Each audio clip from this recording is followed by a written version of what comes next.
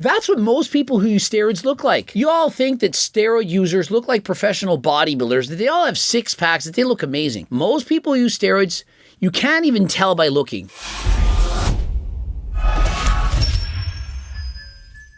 Coach Greg, in today's video, we've got a guy, and unfortunately, he's barely survived because he abused steroids. So we've got a 40-year-old bodybuilder. He's a bouncer at a nightclub, and he's been using steroids for more than 10 years, and he's been doing them in very high doses. Now, unfortunately, it caught up with him, and we see a photo of him, and you're going to be saying, bro doesn't even look like he works out. And so you see him laying there. He does look larger than average, but you're not going to say that this guy has well-formed abs, an amazing-looking chest, arm definition. He just looks like a bigger guy. That's what most people who use steroids look like. You all think that steroid users look like professional bodybuilders, that they all have six packs, that they look amazing. This is much more typical, and how would I know that? I used to sell them. Do you guys remember that? I don't bullshit about these things. I used to do all of these things, and so I'm speaking from experience. Most people who use steroids, you can't even tell by looking.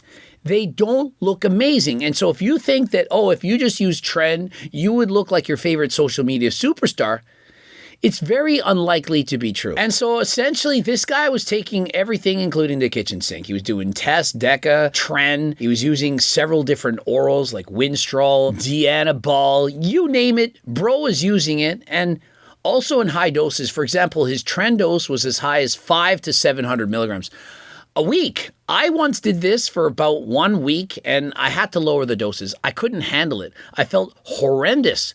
And so eventually, things caught up with him, and at age 40, he almost died. And so he started to experience shortness of breath. He was feeling fatigued. He wasn't feeling all that good. And so he said, you know what? I'm going to stop taking steroids, Hey, let's just stop. And so one day, this is probably going to happen to Togi. We already know it's likely happened to The Rock. We've seen Batista stop. We've seen it all the time. Eventually, you just don't feel good. And you think, I'll just stop. It was so bad that he had to stop exercising. He didn't even feel well enough to go to the gym. Here's my advice. As soon as this happens, you go to the hospital right away. But because he's a man, you know how guys are. Oftentimes they think, I'm not going to do this, I'm not going to do that. He waits an entire month. Eventually, he walks in, but by this time, he's experiencing so many various side effects that the doctors, they don't know what to do. His skin began to get yellow. He had jaundice of the skin, the yellowing of the eyes. He was throwing up. He couldn't get the food down. And so now he decides to go to the hospital. I mean, imagine waiting that long, but many people, they do this. They wait until their symptoms are so severe, and by then it's too late. For example, if you wait until you have stage 4 terminal cancer to go to the hospital, well, why didn't you go when it was stage 3 or stage 2 or stage 1? And so as soon as you're presented with something bad, please go and get it checked out. I don't care if it's an STD. I don't care if it's something that you see on your skin, a mole. Why not be proactive and please go and check it out? Now, if the doctors don't decide to test for you and they don't do what they should be doing, well, that's a different story. But please do your best to be healthy. Immediately upon viewing this guy, he's like, he needs to be in the ICU. This is a medical emergency. He is not well. Very quickly, they were able to determine that nearly all of his organs were failing. So, for example, the heart, the kidneys, the liver, none of these are working properly. His ALT was approaching 8,000. Now, normally it's double digits. It's not even 100. When you're using steroids, sometimes you're using them a lot. It could be several hundred, and even that is bad.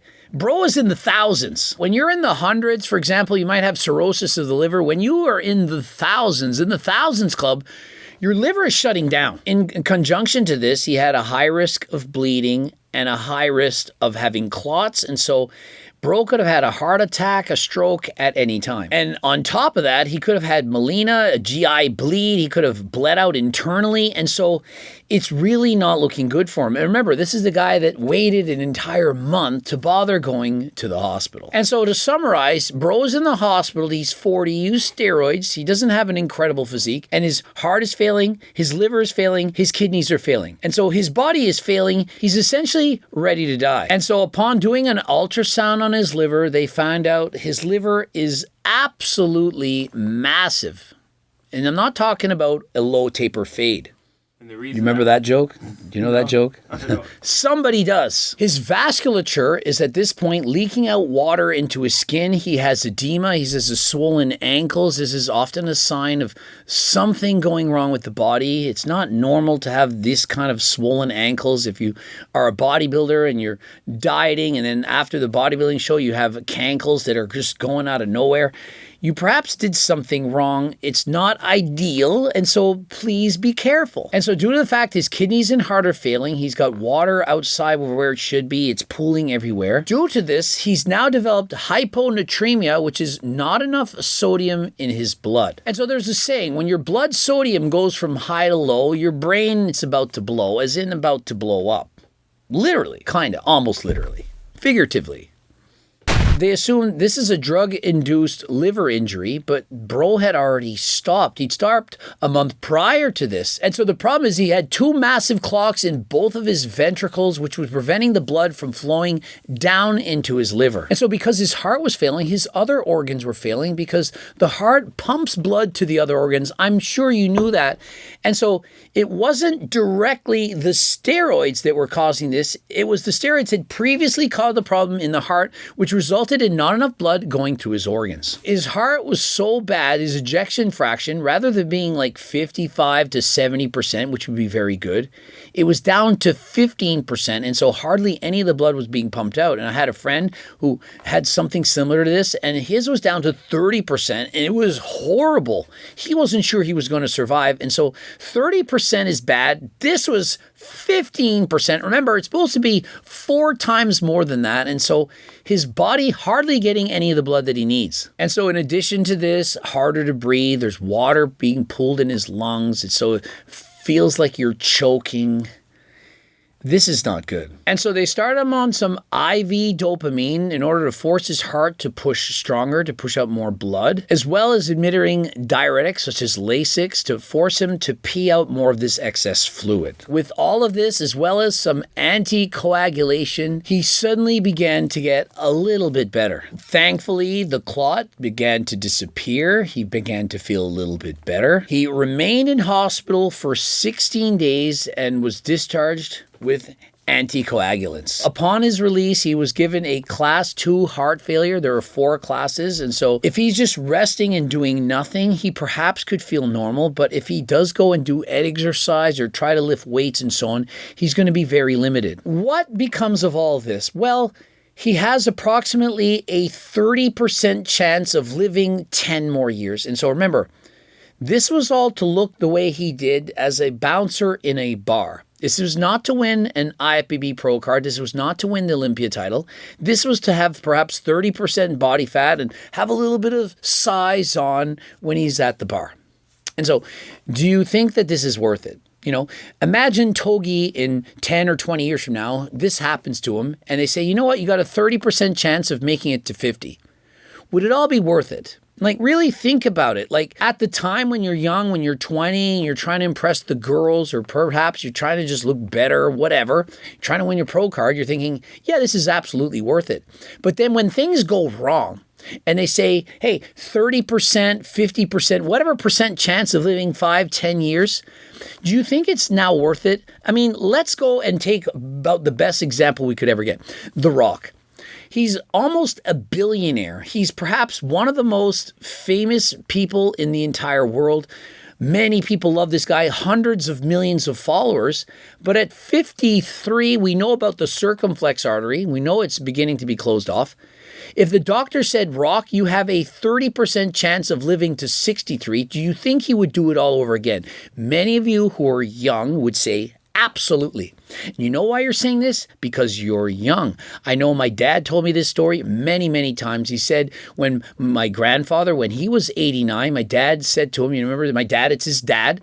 He says, wow, you know, look at how healthy you are. You're 89. I mean, even if you don't make it another year, you've had a great life. If I could live to be 89 like you, well, I would be happy.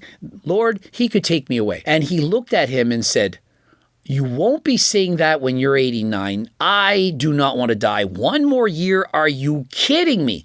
That is not what I want. Remember, my dad would know that I've abused performance-enhancing drugs, that I've done steroids, and so he also had a heart attack 2 years ago. And luckily, there was someone there, a paramedic, and was able to keep him alive. He was able to go to hospital, and he feels better than ever. But imagine if you made all those mistakes. You abused the steroids, you did the test, you did the trend, you did all the things, and then suddenly this happens to you, and they told you, hey, you know what? You have 30% chance of living this many years. You're not going to feel the way that you do right now. At 20 or 25 or at 16, you're thinking you're invincible. But when you get older, you're not going to think that you're really that old. When I was 25, I thought 50 was old. That was half a lifetime away. Now that I'm 50, I feel 25. I don't feel any different. And so just because you've lived a certain amount of years doesn't mean you don't want to get those years back. And so I'm telling you, make the proper decisions now so that you can live your longest and best life. If you're on steroids, or even if you're not, I strongly recommend that you go and check out Algo RX. You can get your blood work taken there. Doctors can prescribe you various medications. Remember, pharmaceutical ones, for example, Cialis, Viagra, or perhaps it's telmisartan. Perhaps it's for your cholesterol, for high blood pressure. Do you need enclomiphene? Do you have lower levels of testosterone? Or is it a semaglutide or tirzepatide? Are you 100 pounds overweight? Do you put the fork down? Do you do your cardio? Are you healthy? You might be taking your health for granted. Perhaps you're healthy-ish right now because you're young, but how long is that going to last? Why not take the medications that can be prescribed to you by doctors to help you to live a longer and healthier life? And so if you're interested, code Greg 10% off. Click the link from Algo RX. And remember, they are significantly cheaper than the majority of HRT clinics and so on. And so if you're looking for cheaper prices prescribed by doctors, click for Algo RX. The majority of these problems are not acute. They're chronic. It's not something you did on any one given day. Oh, you partied harder than last time one time. Probably not going to end you. It might. Probably not. Oh, you took steroids one time. One cycle. It's not safe, it's not healthy, but probably not going to end you right away. But when you continue to do it month after month, year after year, it all adds up. Perhaps you only do 1% worth of damage in a month. You probably wouldn't even notice. Instead of being 100%, you're at 99. So what? Well, what about 10 months? It's at 90%.